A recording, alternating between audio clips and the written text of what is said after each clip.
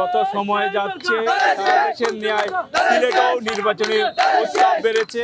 আমি এই মুহূর্তে আছি গড়পুর এলাকায়, যেটি হচ্ছে ফেন্সুগঞ্জ, দক্ষিণ সুরমা, বালাগঞ্জ, ফেন্সুগঞ্জ, দক্ষিণ সুরমা, বালাগঞ্জ, এই তিন উপজেলা ঘিরে যে তিন আসন, এই আসনে আমরা আছি। এখানে বিএনপির মনোনীত প্রার্থী ধানের শীষের প্রতীক নিয়ে যিনি নির্বাচন করবেন আব্দুল মালেক, তিনি এখানে তার নির্বাচনী প্রচারণা চলছে।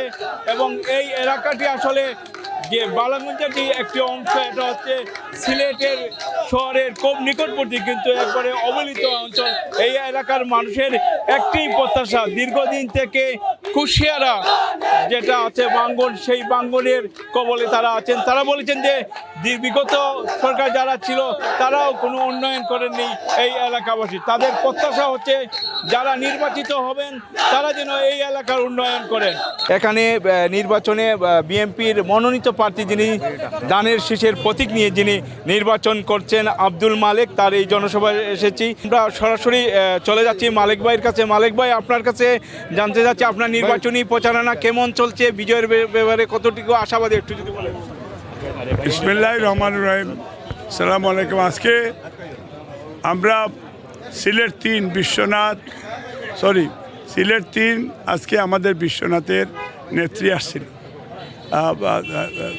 ইলিয়াস বাবি, এবং উনি সিলেট আমাদের দক্ষিণ বা ফেঞ্চুগঞ্জ বালাগঞ্জের বর্তমান পরিস্থিতি, উনি বিএনপি চেয়ারপারসনের উপদেষ্টা, আমিও চেয়ারপারসনের উপদেষ্টা, এবং উনি আসছেন যেহেতু ওনার স্বামী এই এলাকায় রাস্তাঘাট থেকে শুরু করে উনি উন্নয়নের রাজনীতি করে গিয়েছে, এবং তার সাথে আমার সুসম্পর্ক ছিল।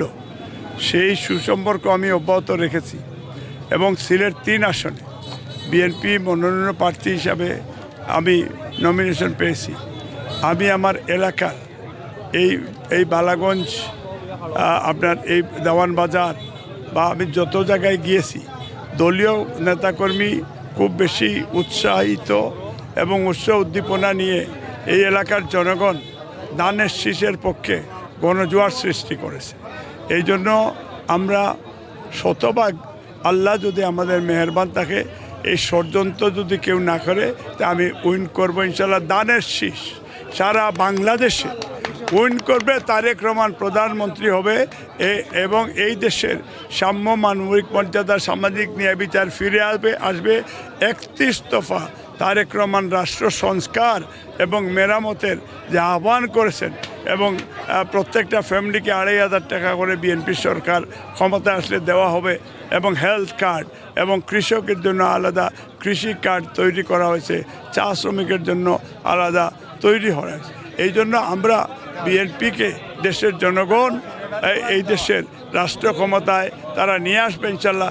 এই জন্য যারা এই দেশ বিরোধী অতীতেও ছিল, আমরা মুক্তিযোদ্ধার দল, আমরা নিজেরাই মুক্তিযোদ্ধা, এবং আমাদের নেতাও মুক্তিযোদ্ধা ছিল, আমাদের বাপ চাচারাও মুক্তিযোদ্ধা ছিল।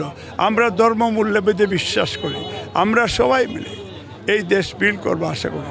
আর অনেক আছে তারা এই দেশের ইতিহাস যদি দেখেন, 52 ভাষা থেকে শুরু করে আজ পর্যন্ত, ব্রিটিশ খেদাও আন্দোলন থেকে শুরু করে আজ পর্যন্ত, এই যারা লাফালাফি করতেছে তাদের কোনো কন্ট্রিবিউশন ছিল না।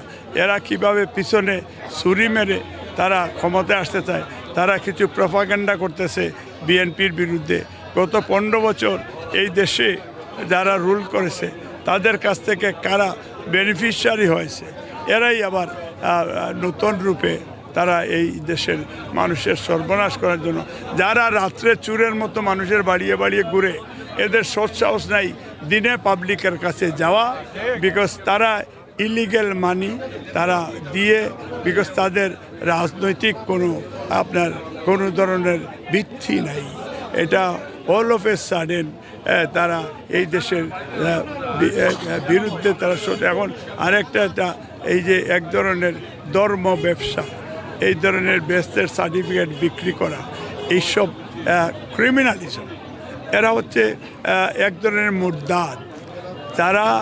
যারা নিজের বাবার আদর্শ থেকে বঞ্চিত হয়ে যায় এবং বিচ্যুত হয়ে তারা অন্যর বাবার আদর্শে রাজনীতি করে, এটা আমাদের জন্য খুব দুঃখজনক। আমার দক্ষিণ সুরমা, ফেঞ্চুগঞ্জ, বালাগঞ্জ, মাসি এই ধরনের কোনো প্রার্থীকে তারা ভোট দিবে না, এটা আমার বিশ্বাস। এই এলাকার যারা ভোটাররা আছেন তারা বলেছেন যে দীর্ঘদিন থেকে এই এলাকার উন্নয়নে বিগত যারা আছে তারা কোনো উন্নয়ন করেননি। তারা আশা এবং প্রত্যাশা করছেন যারা আগামীতে নির্বাচিত হবেন এই অবহেলিত এলাকাকে উন্নয়ন করবেন। মুহিত দিদার, ৭১, সিলেট।